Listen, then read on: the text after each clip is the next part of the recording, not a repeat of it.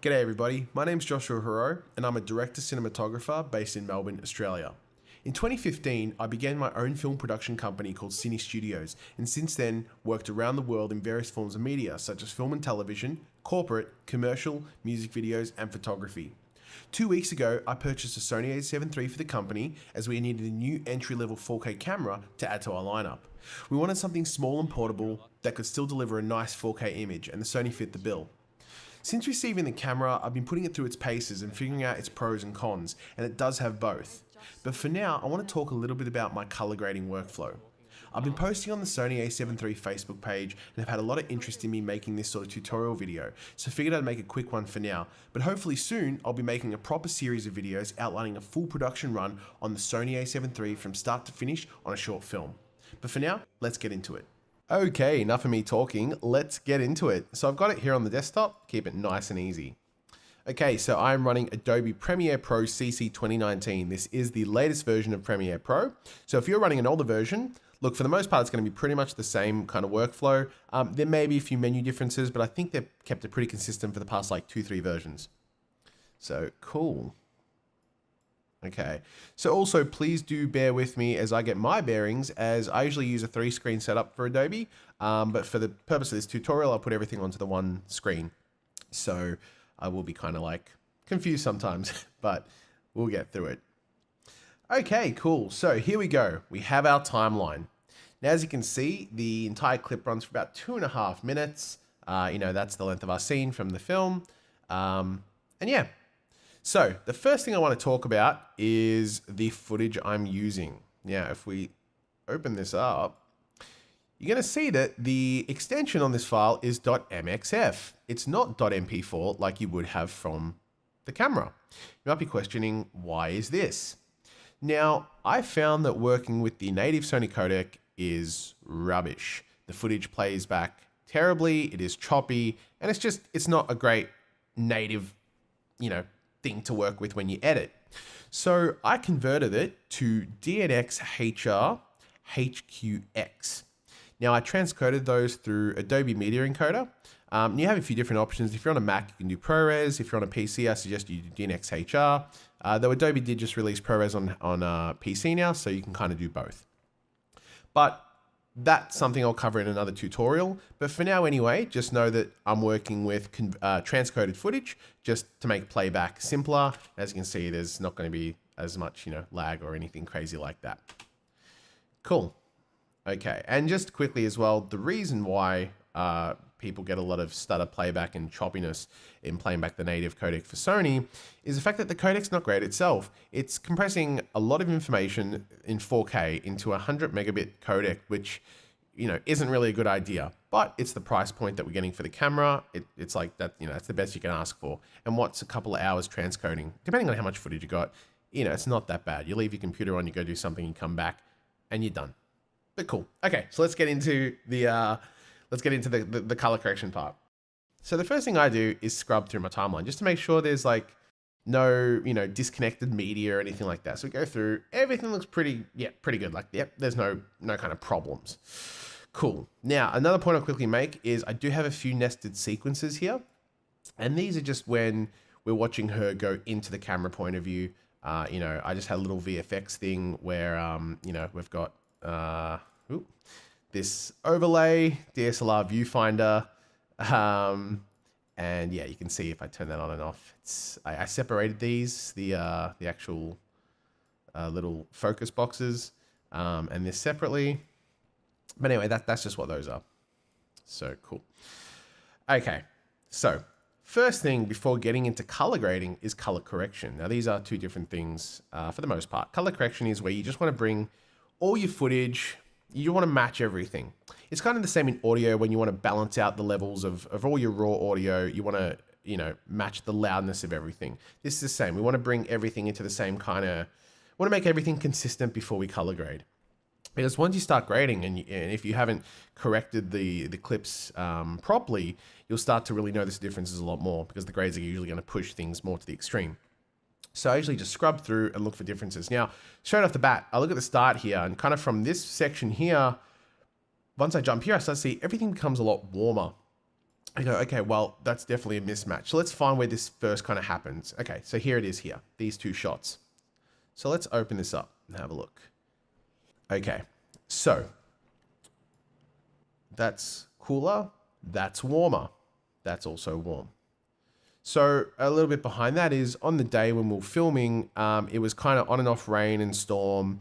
And for the most part, it was clouds all day, completely overcast. But there were points where the sun kind of like poked out. And obviously from this take I've used, it's one of the ones where the sun came out. Now at this point here is where you decide, okay, do we want to push this whole thing to the cooler tones or to the warmer tones? Now this is a creative choice. For me personally, when I did grade this, I wanted to go to the cooler tones. Creatively speaking, that's because of the subject matter of the scene. It's about a vampire, there's tension, there's mystery, it's this awkward conversation. They're in a forest, so I want to push those cooler tones, vampires being undead and all, and very pale. The cooler tones are really going to complement that more so than the warmer tones. So what we want to do first up is change to the color tab, which is this one up here. So if you click that, here we go. Now, if you don't have this tab listing up here, you can go to Window, Workspaces, and choose color from there. But what you want to make sure as well is that you have Lumetri scopes selected as well in this list. Cool. Okay, so once you've got this all done, what you want to do is you want to select the clip that you want to change. So right now, we want to change this clip because we want to bring it into this cooler space. So we click on that. Now, these become active. Now, what you want to do is go into the color wheels and match tab. Cool. Now, this is a really cool feature that I actually only discovered recently because usually I'm grading in DaVinci Resolve. But for the Sonys, for whatever reason, I'm having issues with the A7 III footage in Resolve, XMLs and timelines. Things just aren't syncing up. It's a big issue. So I'm like, whatever, I haven't had time to really fix it yet. And apparently a few other people had this problem. So right now I'm grading in here. But they have something where this will help you match clips together very simply.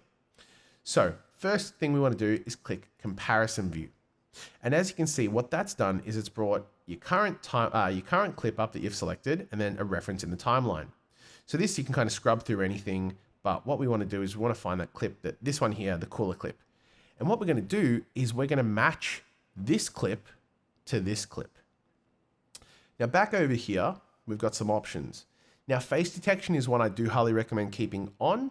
I mean, for this shot, it doesn't really matter because in this clip, we're not seeing skin. We're just seeing the back of her hair. But for the most part, we want to keep it on because what it does is it keeps the skin tones consistent throughout, which can be a problem. If you're trying to match without this, sometimes it will take everything into account, but the skin tones are the most important. So what we're going to do is you leave all this for now. We've got up 2 shots. You just click Apply Match, and that's going to analyze. And boom, there you go. This has already been changed. So if I'm going to go back and forth, have a look at that. So that's what it was. Warmer. Now it's cooler. Warmer. Now it's cooler. Awesome. So these are already looking a heck of a lot better. You can definitely see the change, especially in her jacket. You can see that it's now starting to match up a lot more. Now, the thing is, I look at this and I go, you know what? It's still not perfect. Let's see what else we can do. So that's where these little color wheels come into play. Now, I look at this and I go, you know what? This is a little bit darker here than this. So what we want to do is we want to push those shadows up a little bit just to get rid of a bit of that, a bit of those crushed blacks in the back. So I look about there, I'm like, that looks pretty good. So now as you can see here, the greens, they're a little bit more faded. Even the browns in the tree, they're a bit more faded. So that's matching up a little bit nicer. Okay, let's just have a look at the midtones. Midtones are all good. Kind of want to match using these 2 sections here and her as well. But highlights, now highlights are a bit of a weird thing with the Canon, with the Sony. Once again, I try not to play with the highlights too much, only because I do find the highlights tend to break in HLG3. They do clip quite early in comparison to S-Log. But, I think that's just a compromise you need to understand and just, you work around it. But anyway, cool. So I'm happy with that. So we have now matched those 2 shots together. Now, what I'm going to do, so now if we unclick comparison view and we bring back to our timeline. Cool. So now looking, if you play this little scene back, looking down, and There you go. So that kind of feels a lot more natural color-wise going between the two. But these are still both raw in the fact that this is just the HLG3 profile. So essentially what you do is you go through your entire timeline kind of doing that same thing. Now, for the most part, there is a faster way of doing it than just kind of going into color wheel match, comparison view, all that yada, yada, yada. If shots are mainly the same, so for example, this shot, this shot, they're from the same take. So a simple way of doing it is getting, so this clip here where we've applied that Lumetri color, we want to go into our effects. Not effects, sorry, effect controls. And as you can see, there's been this Lumetri color tab that's been applied. So this is the thing that's, making these changes to our clip. What I want to do is want to select that. So I use Control C to select that, which I think will be the Alt C or whatever it is on the Mac. And we want to bring it over to this clip. So we click on that clip and we go Control V to paste. And now, as you can see, that's, closer than what it was.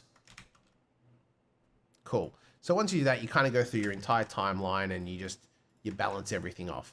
Now with his, it's a little bit different. It's getting a little bit of magenta overtone, but you get the deal. So let's keep working on these two clips. So once you've matched everything up, then we want to start getting into the color grade. So first up, we go, okay, how do we want to color this? Now, actually, this might not be the best example clip for me to use. A little weird factor is that for some reason, this particular shot the quality's quite weird. I don't know what happened. It was one of the final shots I did on the day. But if we zoom in, you can see that it's quite a bit of mushiness and noise in the image, which is quite weird because I hadn't done anything differently. Everything was, exposed the same, and it just looks like there's a lot of detail loss. So I'm not sure what happened here, and it's not present in my other shots. But anyway, so we will jump to a different shot for this example, just because I don't want to work with mushy footage. Okay, yeah, so let's work with, actually, once I get in the close-ups, this will be a good area. Okay, so this shot here, and this shot here. And actually, okay, this is a good example as well. Quite warm, quite cool. So what we want to do, we'll do this test from before, if you want to follow along with your own footage or whatever you may have. So we've got the warm clip. This one we want to change. So we click comparison view. Okay, so there's our reference.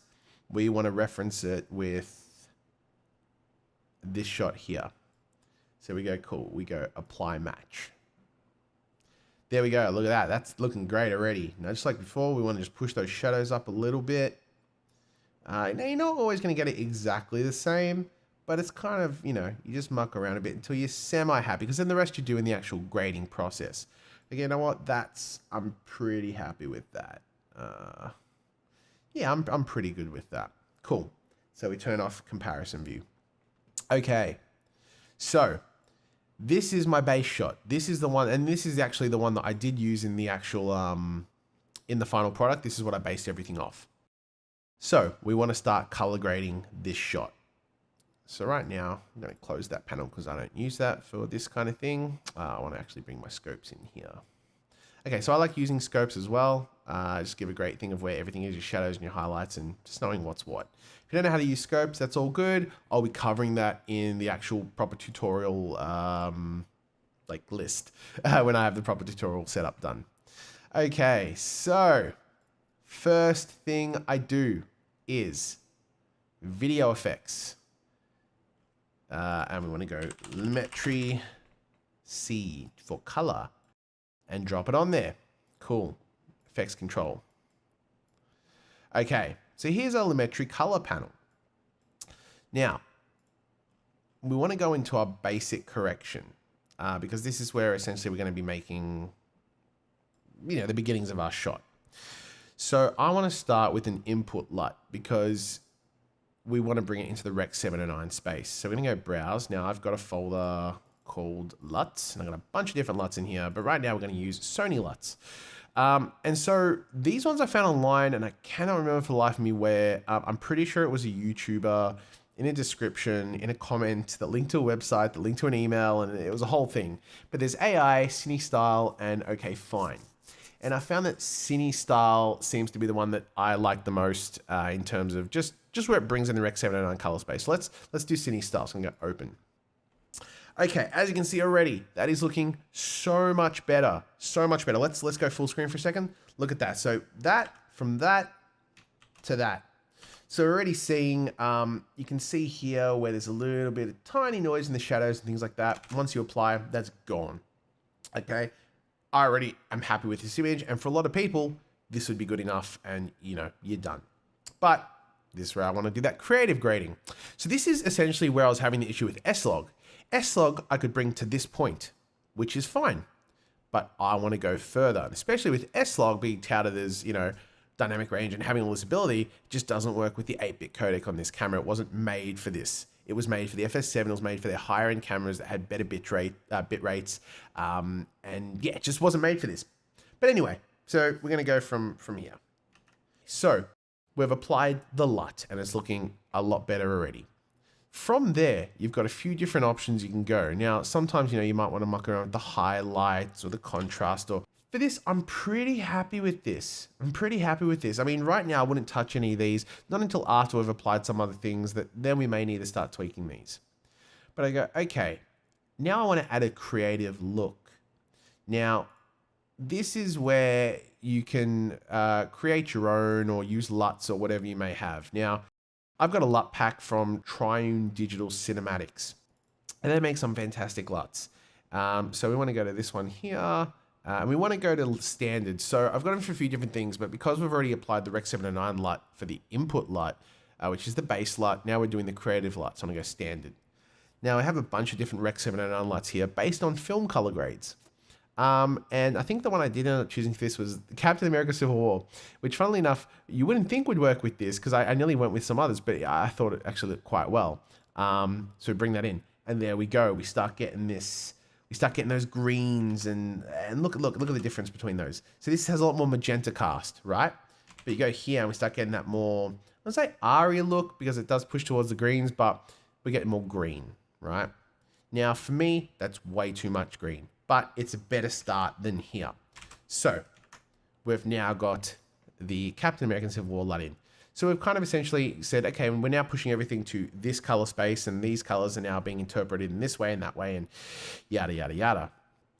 Cool. So this is where we want to open up our curves tab. And we got our curves. Now, if you haven't worked with curves before, it's this is going to kind of go in face with our scopes. So as you can see, this high point, let's see what happens. Okay, everything's pushing upwards. What's happening to the image? Everything's getting brighter. This is all going up to 100. So this is our brightness. This is our darkness. These are our midtones. So let's reset that. Okay. So I like to make a kind of a point on it. Oh, I like to kind of make a point on each and then adjust kind of accordingly. Now, right now, everything's pushing more towards the shadows than the highlights. Now this is, it's supposed to be a darker scene, overcast. So we don't want to make anything too bright. And we can already see his top, the actor's shirt is kind of already edging on that clipping point. And so we don't want to push too much, right? So you can see there, it's already clipping. So we don't want that happening. So what I probably want to do on this is bring the midtones up a little bit. Just, we want to make everything just a little bit brighter. We don't want to make the highlights too bright. And leave the shadows about there's all right. Okay. So cool. There we go. Now, what I like to do as well is we'll come back in telemetry after and make a few more adjustments. But right now I want to apply all the effects to this image first before, we start tweaking everything to really dial in the image we want. Now, one of the things that I don't like about Sony 4K, and not just Sony 4K, most 4K in general, especially on digital, it's too clean. It's way too clean. And, there's definitely times for clean images, commercial work, advertisement, comedies, things like that. But in this, I want this to be a bit more gritty. And for that, I have another plugin called Film Emulation, Film Convert. Film Convert, yeah, like that. And drag and drop. And look at that. Now, if I open this up, you can see the difference. You go, oh, you can start to see some grain, but that's natural film grain. And this is all adjustable. And this is, so I'll show you as we go. So with this Film Convert Pro, we're going to go to film settings, and you got a bunch of different options here. You know, you can, the type of film, stock, you know, Super 35, 16 mil, 8 mil, whatever you want. I usually like to leave all this kind of standard, apart from the grain. The grain I like to keep down at 50% because we don't want too much grain. So if you look at the difference, you can see in the skin tones here, you know, there's the difference. Okay, now as you can see, this has already affected the image in the sense that these skin tones are now looking a little bit kind of, the highlights look like they've been pulled down, and I'm not a big fan of that. So I also look at Film Convert as, okay, let's pretend in the process of which thing goes first. If we were shooting on film, this would look like this before grading. It would have that grain. So the grading should come after. So what I like to do, I like to put that before the Lumetri tab, and look at the change already. Just going from that to that, there is a difference. Now, I leave that there as is, and then we have Lumetri color. Now there's one more plugin I like to use as well when I'm doing stuff, and this is Mist, which is Pro Mist, which is Tiffen Pro Mist. And a lot of people go, hey, but that's an actual filter that you use on the lens when you're actually filming, not in post. Ah, yes, but there's actually a digital version that Tiffen released. And there's a bunch of diffusion and all this stuff that you can use. And it's great because what it does is it emulates the effect of Pro Mist. So what I'm going to do is I'm going to bring Pro Mist over onto the clip. And now we're going to wait a second. Whoa, okay, there we go. So just showing you what that's done. This is with Pro Mist and this is without. Now, if you look in these areas, look at anywhere where there's like white or highlights, right? We're getting that kind of glow effect. It's brightening it and glowing it. Now, this is just the basic Pro Mist that you get. We want to go in and actually change that and play around with it. So we go into Effects Control, look for Mist, and we go DFT Interface. Okay, here we are in the DFT interface. Now, here we have all our different options. Now, I like to use Black Pro Mist, and Black Pro Mist is essentially that's the one that's used a lot in Hollywood. You know, the first Iron Man film was shot at a quarter Black Pro Mist. You know, a lot of films are shot with Pro Mist. What it does, it just softens up the digital look. And it does more than that, but that's generally what I like it. It softens it up, brightens it up a little bit, and just kind of smooths everything over a little bit. It is a form of diffusion. So I want to probably sit on Black Mist 4. So we just double click on that. Okay, so as you can see, the glow has kind of disappeared, but everything's become a bit more brighter. So if we turn it on and off, you can see that, especially in the trees here, you get more detail. It's the crushed blacks are kind of coming out. Cool. So this is where I like to, and it gives it a bit of a surreal look, and once again, a bit of that, I don't use the word twilight, but that twilight fog, right? Okay.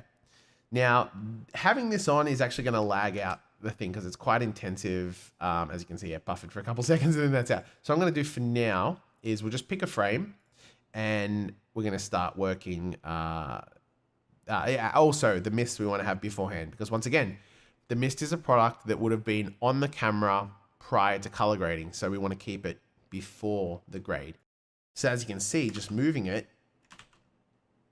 we're getting a big difference. See here and there, we're getting, yeah, there's a difference. Cool. So now we're going to go back into Lumetri color because this is where now we're actually going to tweak everything to kind of what we want at the end of the product. So we've got our plugins and yeah, this is where we're going to have a look. Okay.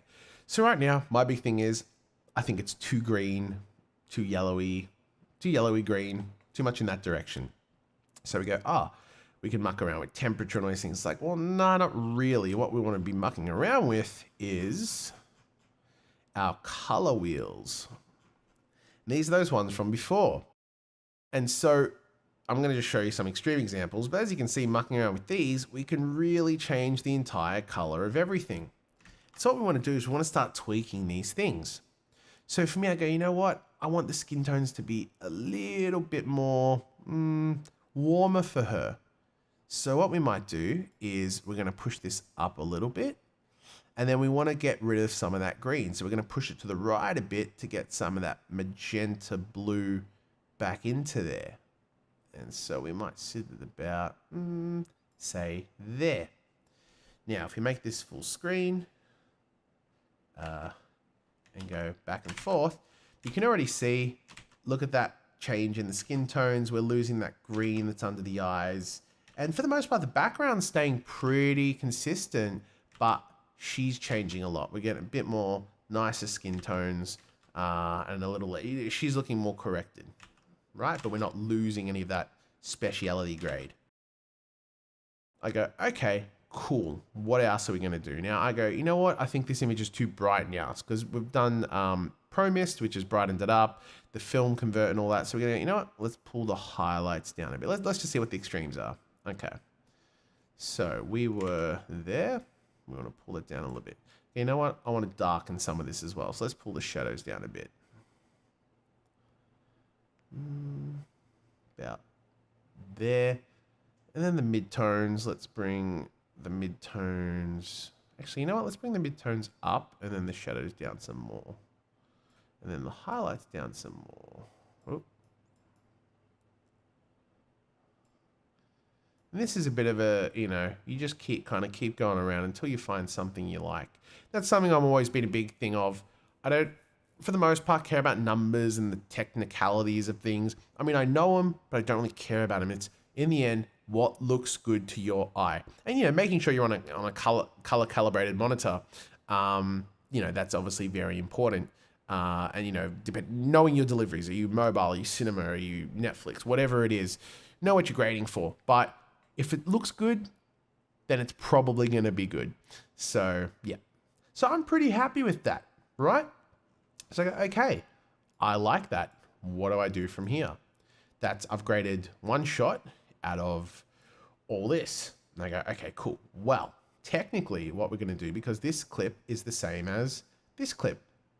So all we want to do is click on this, go over here and grab our different effects. Control C to copy, or you can just copy, go over to this one, and there is no paste on here. I'm going to use the shortcut Control V. And there we go. That's now been applied to this clip. So that's just a little about how I color grade. Working with the Sony A7 III with HLG3 mode in Premiere Pro. But I will be releasing a full series of tutorials that are a bit more, I guess, organized than this one. This was kind of off the cuff. I'm doing it as I go. But a full thing that's going to cover the entire range, going from full import of Sony footage. We'll go through transcoding. We'll go through import, you know, all the different things, sound syncing and all that kind of stuff, color grading, editing, any VFX stuff, and then export.